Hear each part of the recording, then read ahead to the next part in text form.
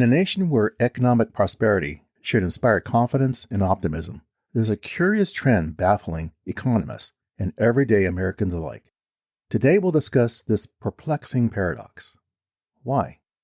Despite a resurgence in spending and indicators of a robust economy, many Americans are feeling disheartened and financially troubled. We'll uncover the layers of pessimism shrouding the nation's economic landscape, explore the root causes behind this collective unease, and unveil the measures that reveal a hidden resilience in the face of uncertainty. The answers may surprise you. Welcome to That's Life, I Swear. This podcast is about life's happenings in this world that conjure up such words as intriguing, frightening, life-changing, inspiring, and more. I'm Rick Barron, your host. That said, here's the rest of this story. So why aren't Americans happier about the economy today? Despite indicators of economic growth, many Americans harbor concerns about their long-term financial stability, fearing exposure to a spectrum of social and political uncertainties. There's a pervasive sense of unease regarding the American economy. There's talk of the economy being unstable, while others express a lingering apprehension that tells them, even though I'm doing fine right now, there's this lingering feeling that it can all vanish in an instant. This stark separation between widespread pessimism and objective economic metrics is striking. Consumer spending is up, typically indicative of optimism and a tempered inflation rate. Unemployment has remained below 4% for an unprecedented 24 consecutive months, marking the longest streak since the 1960s, and inflation continues to come under control. All of this, and Americans maintain a sense of doubt. This perplexing disparity has left economists, investors, and business owners scratching their heads. During my research on this topic, I looked deeper into the sentiments of Americans, and it becomes clear that the immediate state of the economy is just one piece of the puzzle in their gloomy outlook. Many Americans express dissatisfaction with the economy because they perceive their long-term financial security as precarious, being exposed to a countless number of social and political threats. Traditionally, reliable pathways to economic advancement, such as obtaining a college degree, now appears less promising. Overseas conflicts and the heightened aggression of adversary nations contribute to a pervasive sense of global instability. Domestically, uninspiring leadership coupled with a government, that being the U.S. Congress, for example, that is regarded as dysfunctional, erodes confidence in America's ability to address its challenges. The overall reasons behind America's bleak outlook suggest that even further economic improvement may not satisfy the nation's spirit. This sentiment poses a significant obstacle to President Biden's prospects for a second term in an election year. Despite presiding over an economy that has defied recession forecasts, boasting a 3.1% growth rate in the past year, far surpassing 2022's pace, Biden has collected little recognition for this achievement. It's damn if he does, and damn if he doesn't. While certain economic indicators hint at a slight uptick in optimism, such as the University of Michigan's Consumer Index, which recently registered the largest two-month increase since 1991, the overall sentiment remains subdued. Consumer confidence lags approximately 20% below the levels observed during the robust economy of early 2020, prior to the onset of the COVID-19 pandemic. Moreover, current levels resemble those typically witnessed at the conclusion of a recession, rather than an economy experiencing robust growth. Conversations with Americans from various walks of life, some prosperous, others struggling to make ends meet, and some highly educated, others employed in manual labor, some aligned with the Republican Party, others with the Democratic Party, reveal a pervasive sense of apprehension about an uncertain world. In this landscape, there is a prevailing feeling that neither government nor business can navigate the nation through tumultuous times. As unemployment hovers at 3.7%, what does it matter when surrounded by such uncertainty? Because that's the prevailing feeling with the American public. There is a shortage of hope. There's no sense of unity. Instead, it's a feeling of a fractured, divided United States of America. What exasperates the American public is the government's continued expenditure coupled with a series of blunders, such as the chaotic withdrawal of U.S. forces from Afghanistan, the lack of confidence in leaders' ability to address complex issues, makes them feel like no matter what public officials tells the public about the economy, they don't really know. Additionally, the American public have doubts because they don't see or hear a coherent plan coming from the government, just sound of crickets. For many Americans, after paying your mortgage, car payments, groceries, and utility bills, there's very little left in the budget. One prioritizes saving for retirement because they doubt the stability of Social Security, recognizing the necessity of being self-sufficient in the future. Perhaps this notion of not having any hope in the economy isn't solely economics at play, but a collective sense of dissatisfaction stemming from other non-economic events.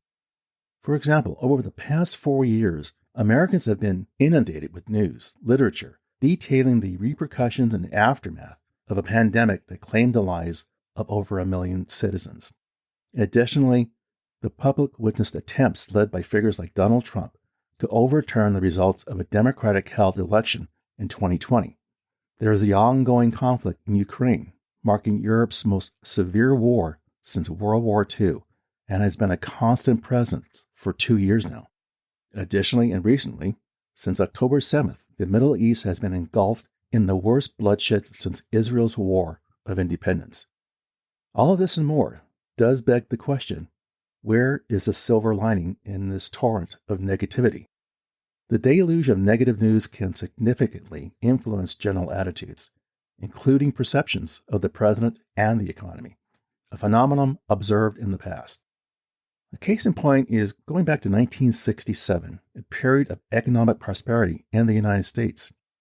Here's some data points. Unemployment rates hovered around a steady 3.8%, while cost price index inflation averaged 2.8% for the year, figures reminiscent of today's numbers. However, even with this economic buoyancy, the nation struggled with the Vietnam War tearing at its seams, and people were still haunted by the memory of President John F. Kennedy's assassination in 1963. Dealing with the unexpected, the subsequent assassinations of Martin Luther King Jr. and Robert F. Kennedy in 1968, which were just 2 months apart, racial tensions erupted, starting riots in cities like Los Angeles between 1965 and 1968. Even with economic prosperity, the prevailing feeling among Americans during 1967 to 1968 was one of distress, somewhat reflective of the current mood today. Another factor contributing to dissatisfaction with the economy is the lag between perception and reality. Economists have long understood that it takes time for public perception to align with actual economic improvements. Despite the strides made by many groups of Americans in the pandemic's aftermath, fractures in the economic landscape have surfaced. While workers in low-paying sectors experienced notable wage increases in recent years, overall wage growth is now decelerating, especially for these individuals. Research from the Federal Reserve Bank of Dallas reveals that low-income households bear the brunt of inflation disproportionately, primarily due to a significant portion of their income allocated towards essential expenses like food, fuel, and housing. Although inflation has moderated considerably from its peak in 2022, it wasn't until mid-2023 that wage growth surpassed the rate of price increases. Consequently, many Americans still struggle with the aftermath of a prolonged period where their earnings failed to keep pace with rising costs. While the unemployment rate remains at historic lows, layoffs have struck certain sectors of the economy with intensity, including high-tech and select white-collar professions such as accounting, marketing, sales, and more. For many economists, the prevailing negative feelings doesn't accurately mirror the current economic reality for most Americans. While some negativity about the economy may be warranted, the pessimism reflected in certain survey data seems disproportionate, as said by Jason Furman, a prominent economic advisor to former President Barack Obama. Historically, fluctuations in inflation and unemployment have been reliable indicators of consumer sentiment, and recent price surges has undoubtedly unsettled consumers. However, Furman believes this alone isn't sufficient justification for the widespread negativity towards the economy. Many Americans attribute their anxiety about the future to structural economic shifts. The erosion of company pensions has shifted the burden of retirement funding from employers to employees. Moreover, the perception of a college degree as a guaranteed pathway to the middle class has been questioned, if not even being considered anymore. A Journal North survey found that 78% of Americans lack confidence that their children's lives will surpass their own, a record high since 1990. Similarly, faith in the American dream, the belief that hard work leads to success, has dwindled, with only 36% endorsing it, compared to 53% a decade ago. A significant factor influencing the prevailing pessimism towards the economy is the partisan lens through which many Americans perceive it. Optimism tends to surge among individuals aligned with the party in power. Leading up to the 2016 election, only 11% of Republicans regarded the economy as excellent or good, according to CNBC polling. However, this figure jumped to 26% immediately after the election, even before Donald Trump went through his inauguration, and surged to 73% within a year later. Conversely, Democratic sentiment toward the economy soured over the same period. Analysts observe that this partisan skew in economic perceptions is particularly pronounced with Biden in the White House today. Republicans are inclined to adopt a more antagonistic stance when their party is not in control. Stanford University economics professor Neil Mahoney, alongside PhD student Ryan Cummings, highlighted this phenomena in a November Subtract post. They noted that Republicans tend to voice their support even more so when their party holds the power, contrasting with their heightened criticism when their party is out of control. Through analytical adjustments, Mahoney and Cummings estimated that around 30% of the gap in consumer sentiment between political parties could be attributed to what they term asymmetric amplification of sentiment based on party affiliation. In a parallel study, analysts at the Brookings Institution found that coverage of the economy in legacy news media outlets like the Atlanta Journal-Constitution, the Washington Post, and even the Wall Street Journal tended to be more negative than expected based on actual economic indicators. Research by Ben Harris, former chief economist in the Biden administration's Treasury Department, and Aaron Sorginer revealed that the San Francisco Fed's Index of Daily News Feelings, which tracks the positive or negative tone of economic news stories, correlated closely with measures of unemployment, GDP, inflation, and stock prices for decades. However, since 2018, news sentiment has turned increasingly negative relative to economic fundamentals, a trend that has intensified during the Biden administration. Despite the absence of broadcast media in their study, which often exhibits bipartisan biases, the researchers did not establish a causal link between negative news coverage and lower consumer sentiment.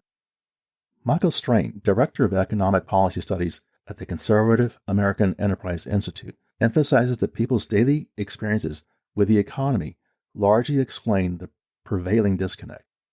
While he acknowledges that some disparity between sentiment and economic fundamentals, he attributes much of it to the corrosive effects of inflation, given its pervasive impact, and the public being accustomed to minimal price increases in recent years. When people express discontent about the economy, we should take their sentiments seriously, Strain remarked. Yet despite the positive signs of economic recovery, many remain skeptical about the nation's trajectory post-pandemic, characterizing the proverbial light at the end of the tunnel as still elusive. There are broader concerns about America's condition, attributing its woes to political leaders prioritizing party interests over national welfare. Political instability, coupled with global and economic uncertainties, casts a shadow over this nation. The prevailing sentiment isn't merely a reflection of moderating inflation, but rather a lingering apprehension symbolized by what is termed as dark clouds on the horizon. Early in this podcast, I mentioned Stanford researchers Ryan Cummings and Neil Mahoney. They presented an intriguing study collaborating long-held economic theories, accompanied by insightful estimations. Their findings suggest that the detrimental impact of inflation on the University of Michigan's consumer index typically persists for approximately 2 years before dissipating. According to their analysis, if inflation reduces the sentiment index by 10 points this year, 2024, the reduction will diminish to about 7 points next year, 2025, and less than 1 point the following year, 2026. Now, should this historical trend persist between 2022 and 2024, and assuming inflation remains subdued, we could anticipate a notable improvement in the American public and how they feel. Encouragingly, recent trends seem to align with this projection, with the Consumer Sentiment Index experiencing a significant uptick in the past 2 months after languishing since 2021. This emerging trend offers a glimmer of hope, and one can only hope it continues to unfold in the coming months. Hopefully, this may turn the pessimistic to being more optimistic. So what can we learn from this story? What's the takeaway? The outlook of the economy among the American public can be influenced in many ways. That said, the perception of the economy among the American public is influenced by a complex interplay of factors, including media coverage, global economic connection, income inequality, political polarization, job insecurity, and psychological factors. Even when objective economic indicators suggest improvement, negative outside events or disparities in economic outcomes can contribute to a persistently negative outlook among certain segments of the population. Well, there you go, my friends. That's life, I swear. For further information regarding the material covered in this episode, I invite you to visit my website, which you can find on Apple Podcasts, for show notes calling out key pieces of content mentioned and the episode transcript. As always, I thank you for the privilege of you listening and your interest. Be sure to subscribe here or wherever you get your podcasts so you don't miss an episode. See you soon.